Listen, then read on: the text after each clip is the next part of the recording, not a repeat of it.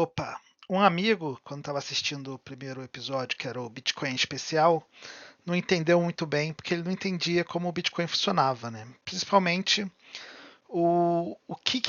qual foi a inovação tecnológica que foi o Bitcoin, né? Que foi a inovação de você ter um consenso descentralizado, né? E isso possibilitou você ter um ledger descentralizado, né? Um registro, né? Um banco de dados descentralizado ao solucionar a questão do consenso descentralizado, que era impossível na computação. Esse problema é um problema da computação que era muito difícil e era o que impedia de se criar uma moeda descentralizada. Você teve antes no Bitcoin, você teve outras tentativas. Algumas já tinham algumas ideias do Bitcoin, que o Bitcoin ele se inspirou. Né? Então você teve várias tentativas, alguns até acham que o criador do Bitcoin foi um dos criadores dos que falharam as tentativas anteriores, né, que é o eCash. Teve outras tentativas que tinham que tentaram a mesma coisa, só que o Bitcoin tinha a junção de tudo e aí por isso que ele perdurou. Então, o que a gente quer? A gente, digamos que a gente cria 10 dinheiros digitais aqui mágicos e tem 4 amigos. Esses 4 amigos eles querem é, transacionar entre si, né? E tudo mais. Se todo mundo começa com 100, né? Então todo mundo tem 100 desse dinheirinho. O que vai acontecer? É, a, e aí alguém quer transacionar. Aí alguém vai e transaciona. Ó, eu vou dar. Vamos ver o que vai acontecer.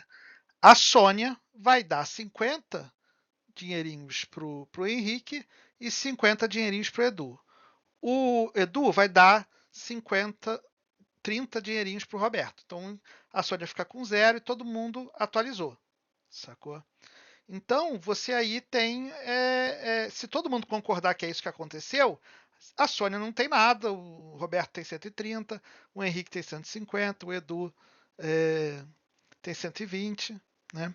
Então é isso que acontece. Se e aí, digamos que isso seja o primeiro bloco de transação. Esse evento aconteceu agora. Tá? Aí agora o outro evento. Vamos ver quem vai gastar o quê. Aí o que acontece é que o Roberto, que tinha 130, ele decide gastar 100 dando para o Henrique. Mas ele, ao mesmo tempo, ele também dá 100 para o Edu. E ele dá ao mesmo tempo. Então, ele fala para o Henrique e para o Edu que ele vai dar 100 ao mesmo tempo. E aí o Henrique aceita e o Edu aceita. E transfere a pizza para o Roberto. Então, os dois dão a pizza para o Roberto. Então, o Roberto ganhou 2 pizzas pelo preço de uma. Ele teve o gasto duplo. Então, isso é um problema. E por que o Edu não aceitou, já que ele sabe que o Roberto não tem mais os 100, porque ele deu, né? Ele teria que ficar com menos 70, se fosse o caso. Porque aconteceu no mesmo tempo, aconteceu no mesmo evento. E eles não estavam se enxergando. Por quê? Em termos computacionais, digamos que eles estavam distantes. Eles estavam na internet, o cara pediu no iFood um e o outro com o mesmo conta. E no mesmo momento, no mesmo clock, aconteceu aquelas 2 transações. E os dois deram a pizza no mesmo clock. E aí, o Roberto, que deveria ficar com negativo, ele gastou mais do que era possível. Então foi criado dinheiro. Agora, esse tem 250, 220, né? E isso dá mais do que os 400 iniciais, entendeu? E o Roberto tem 0, porque né, negativo não dá para ter. Então, e se ele poderia ter alguma coisa, né, porque ele mentiu. Só que então todo mundo tinha que concordar que o que o Roberto fez foi errado. Como é que você consegue isso? Isso é um problema, né, que o Bitcoin soluciona porque ele é Byzantine Fault Tolerance, que é o Bitcoin ele resolveu o problema dos generais bizantinos. O que é esse problema dos generais bizantinos? Tá? É isso aqui. Digamos que você tenha generais que são amigos, os vermelhos, o A1 e o A2. E eles querem atacar o B, o azul, ao mesmo tempo. Tá? porque eles têm menos gente, o Azuis tem mais gente, então eles precisam se coordenar para fazer o pincer ataque, né? O ataque em garra no mesmo momento, para, né,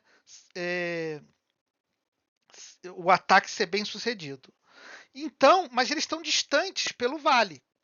Então, como é que eles combinam qual vai ser o horário? O A1 chega e manda um mensageiro, ó. Eu vou mandar um mensageiro para o A2 dizendo: vamos atacar amanhã ao amanhecer. E aí ele manda o mensageiro. Só que o mensageiro pode ser interceptado. Ele não sabe se a mensagem vai chegar. Digamos que chegue, o A2 chega a mensagem. Aí ele tem que falar: chegou a mensagem. E o A1 vai ficar esperando, ó, eu preciso esperar que chegue a mensagem. Então o A2 manda outra mensagem. Ó, eu entendi que vai ser amanhã de manhã. Ok. Só que o A2 não sabe que a mensagem vai chegar também, porque a mensagem pode ser interceptada pelo B. O mensageiro pode ser interceptado. Então o A1 ele recebeu, ele mandou a mensagem, tá? Ele recebeu a mensagem de confirmação, ele vai atacar amanhecer. Só que o A2 ele precisa ter a confirmação de que o A1 recebeu a mensagem de confirmação. O A2 precisa, ele não sabe se a mensagem dele confirmando está ok. Então ele vai falar, pô, eu não vou atacar porque eu ainda não recebi a mensagem. Então você fica infinitamente indo e volta o mensagem, porque você tem que ter a confirmação da confirmação, da confirmação, da confirmação, da confirmação. É um problema recursivo. Então você teria que ter infinitas mensagens para que eles dois tenham certeza de que eles vão atacar no mesmo horário. E esse é o problema dos generais bizantinos. Para você ter isso, você precisa solucionar o mesmo problema que eu apresentei com a Sônia, lá o Roberto e tudo mais. É o mesmo problema. Você precisa que todo mundo, né, você tem, nesse caso é dois nós, concordem em uma coisa. Só que a mensagem, ela não chega no mesmo momento. Você não tem a garantia da distribuição da mensagem entre todos os nós. Então, como é que o Bitcoin fez? O Bitcoin, ele é Proof of Work. Como é que é? Todo mundo fica minerando, tá? E o que acontece? A mineração é uma coisa de você gasta energia, que tem um custo real, um custo físico real, então não é algo que pode ser criado do nada. Então é a parte que é o pilar real, concreto daquele dinheiro digital inventado. E você gasta energia, e aí você tem a chance de descobrir um enigma. Esse enigma, no caso do Bitcoin, você fica fazendo um hash, né, fazendo um processo de computação num dado, né, num binário, e que e para você acertar esse bingo, é um bingo, você precisa ter tantos zeros a partir no início. Então você tem que ser sortudo. E o sortudo é o responsável por registrar a transação naquele evento. Então, o sortudo, que é a Sônia nesse caso, que ela tem zero, mas ela foi a sortuda, e aí ela registra que, olha, o Roberto ele transferiu 100 para o Henrique e está tentando transferir 100 para o Edu. Mas como eu estou vendo isso é mentira. É mentira que o Roberto pode transferir 100 para o Edu também. Ele só pode transferir 100 para o Henrique. Então ela nega e ela não coloca no bloco, não coloca na blockchain, não registra esse evento. Então o Roberto transfere 100 e não transfere mais para o Edu. O Edu continua com 120 e não dá a pizza para o Roberto. Então ela nega o Roberto o gasto duplo. No próximo evento, outra pessoa vai ser sortuda. Por quê? Porque outra pessoa está minerando também. E como a Sônia não detém mais do que 51% da energia produzida, não vai ser sempre ela. Porque se fosse sempre ela, ela poderia ficar sempre mentindo. Né? Ou se o Roberto pudesse garantir que ele vai ser sempre o cara que cria o bloco, ele é o responsável sempre, ele pode ficar gastando infinitos, porque ele que diz que eu continuo tendo. Ele fica mentindo para todo mundo. O que acontece então? Aí, na próxima vez, vai ser o Edu que vai. Então agora o Henrique tem 250 e o Edu tem 120. E o Edu vai ser porque ele foi o que gastou e deu sorte.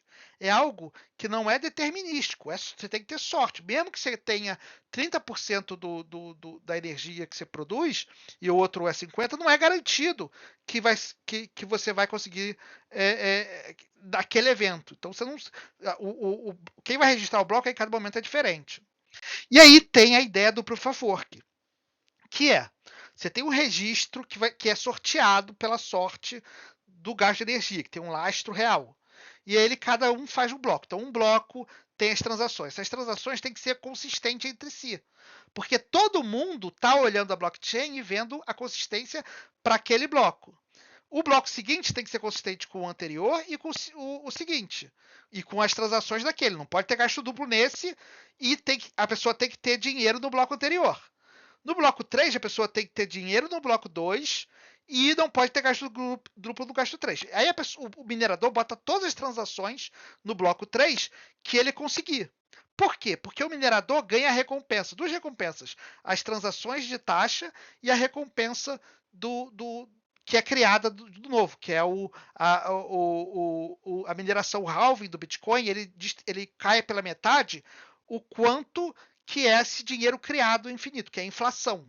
A inflação do Bitcoin, ela é criada a partir, começou com 0, o primeiro minerador ganhou 50 e ia ganhando 50 Bitcoins a cada bloco produzido. Aí depois, né, o bloco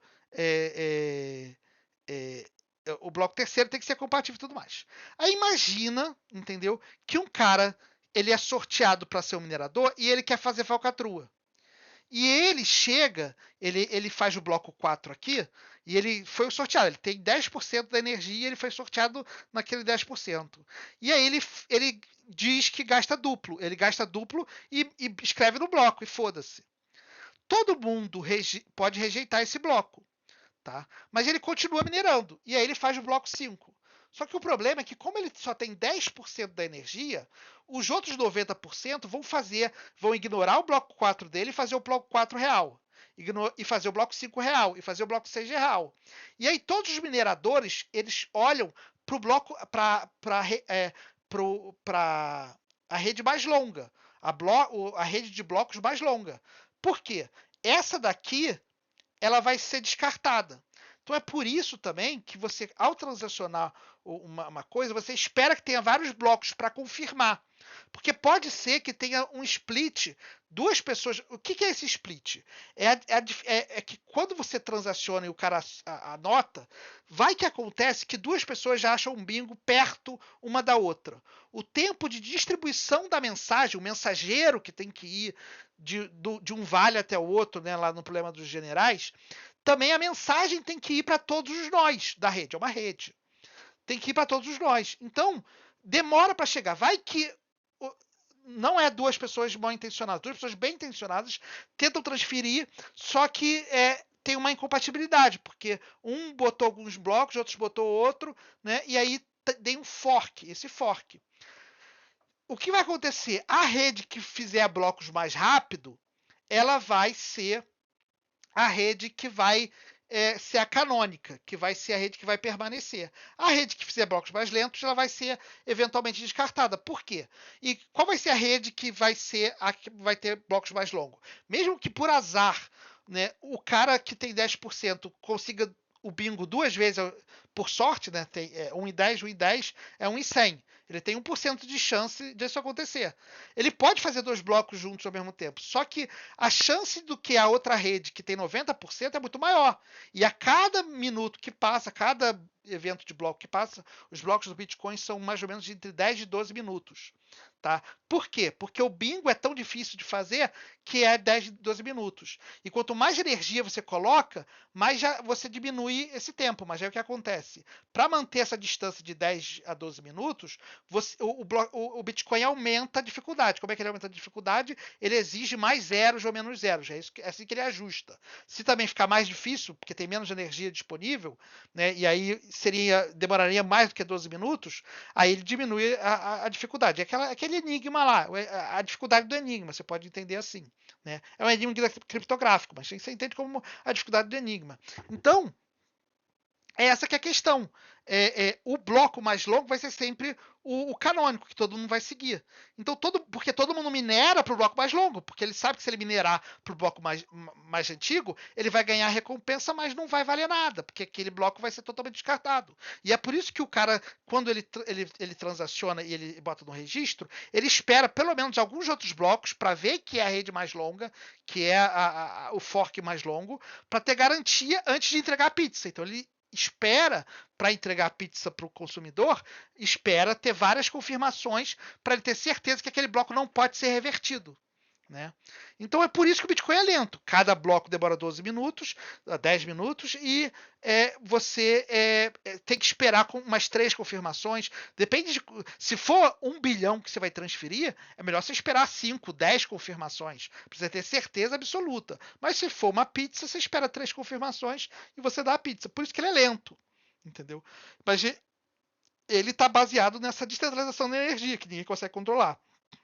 Isso que é o Proof of Work. Tá?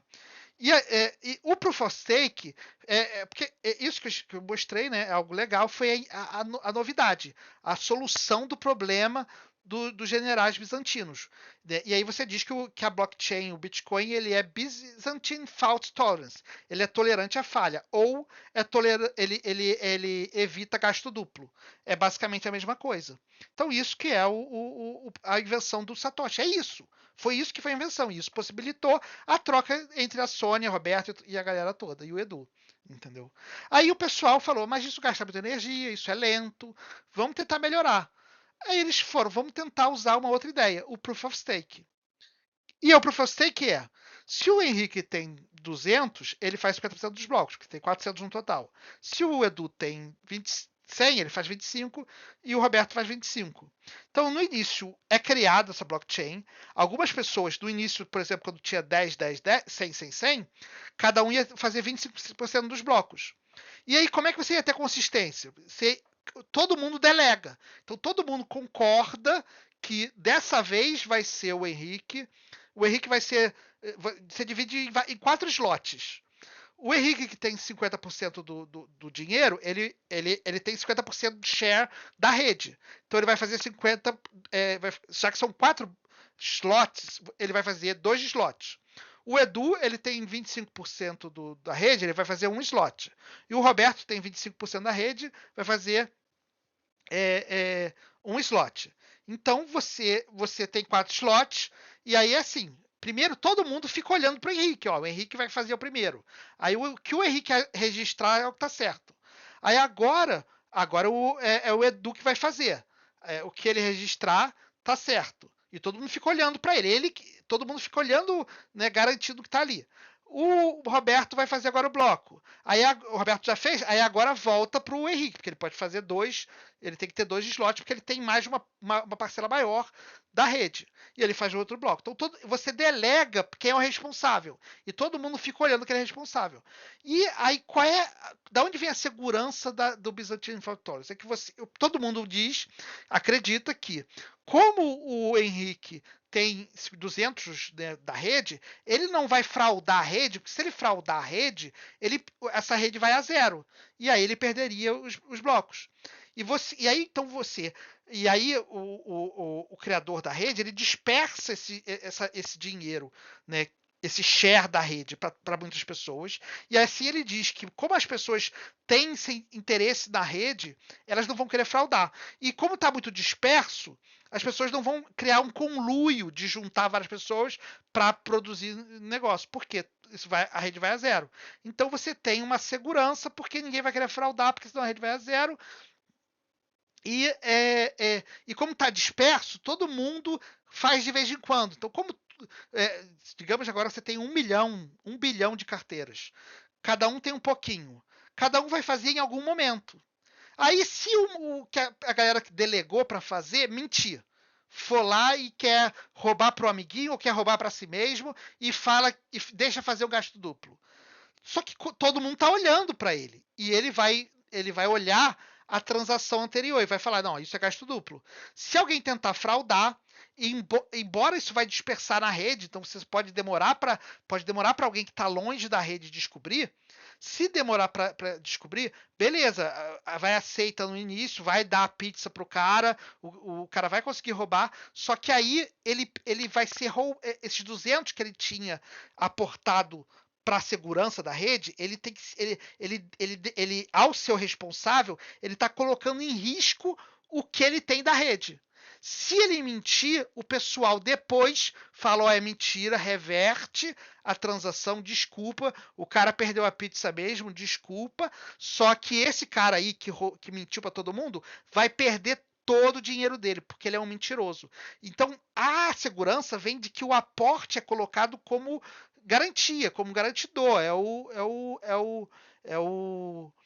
o fiador daquele registro. Então todo mundo está olhando e todo mundo que está fazendo está colocando. Então essa é uma outra forma de se é, é, resolver o problema de consenso descentralizado. Só que essa forma tem vários problemas e que eu abordo no Bitcoin especial que você pode assistir e que é muito legal, por sinal. Dá like, se inscreve porque vai ter sobre várias coisas, vocês vão gostar, mais ou menos disso, entendeu? Tem problemas no Proof of Stake, né?